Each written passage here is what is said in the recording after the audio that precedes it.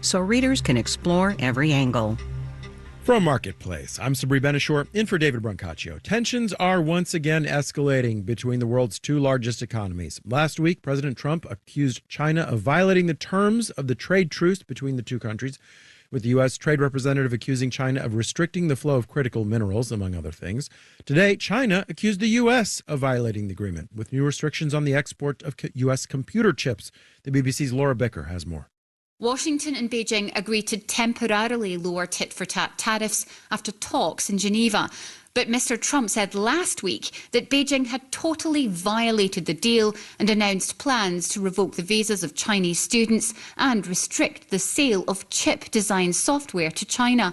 In a statement, the Commerce Ministry in Beijing said today that these actions seriously undermine the consensus reached in Geneva, and if the US insists on its own way, China will take forceful measures to safeguard its interests, it added. That was the BBC's Laura Bicker. Let's do the numbers. Dow, S&P, and NASDAQ futures are all down in the 3 to 0.6% range, with Dow futures down 140 points. The yield on the 10-year Treasury is at 4.4%. Non-alcoholic beer is becoming more popular every day. Globally, sales grew 9% in 2024. Meanwhile, sales of regular beer fell 1%. This is according to the beverage data and analytics company IWSR. Out of the different categories of beer, alcoholic lager is by far and away number one in terms of volume, but non-alcoholic beer is on track to snatch the number 2 spot, currently held by ale, by the end of this year, according to IWSR. That said, the non-alcoholic stuff still only has about 2% market share, compared to lagers' 92%. Marketplace's Samantha Fields has more. It used to be if you wanted a non-alcoholic beer, there weren't a whole lot of options, and they didn't really taste like beer. But Kaylee Theriault at Nielsen IQ says that's not the case anymore. I've done blind taste testing of an alcohol beer and its non-alcohol variant, and it's a struggle for me to tell the difference between the two from a flavor perspective. They're that good. That is a big reason more people are drinking non-alcoholic beer these days. 10, 15 years ago, the only thing that was available was O'Doul's and a couple European brands, and there weren't really any options that were aspirational or cool.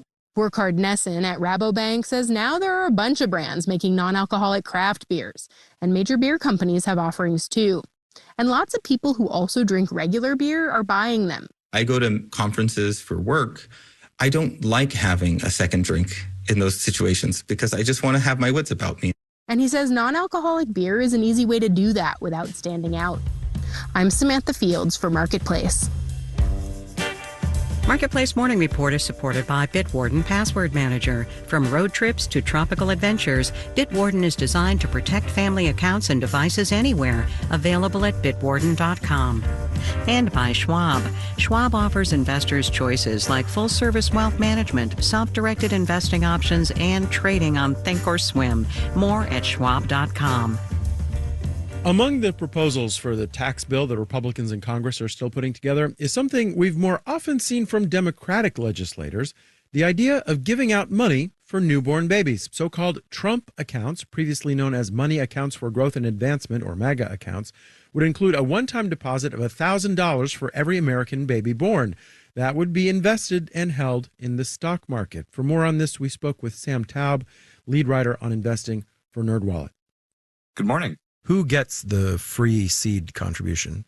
In general, a child has to be a U.S. citizen.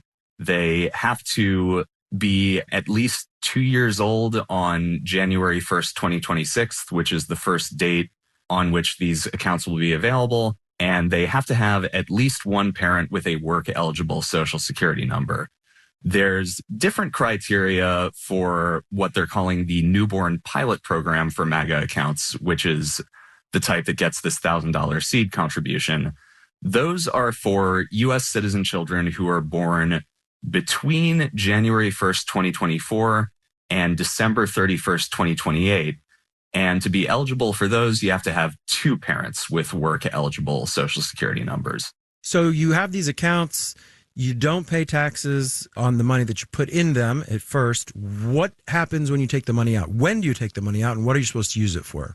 Account holders are not supposed to take distributions until they're at least 18. And then between ages 18 to 25, they can access up to half of the funds for certain specific purposes: higher education, training programs, small business loans, or first-time home purchases.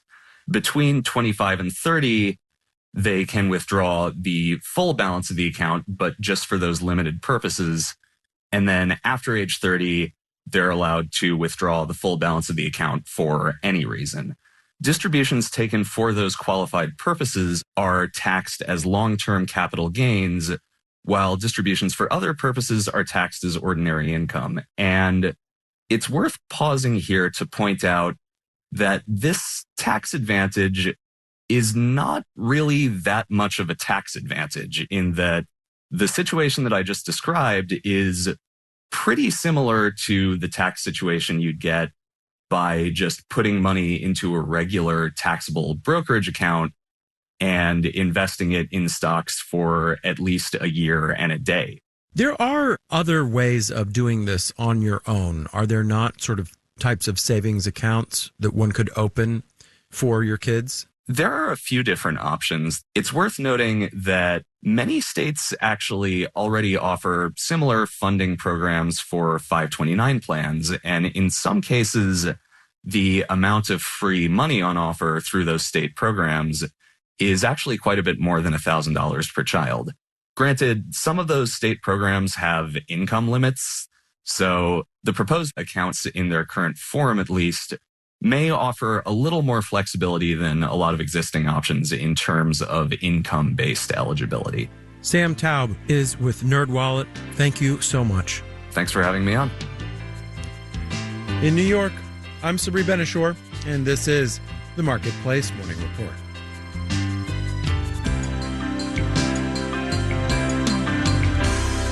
From APM, American Public Media.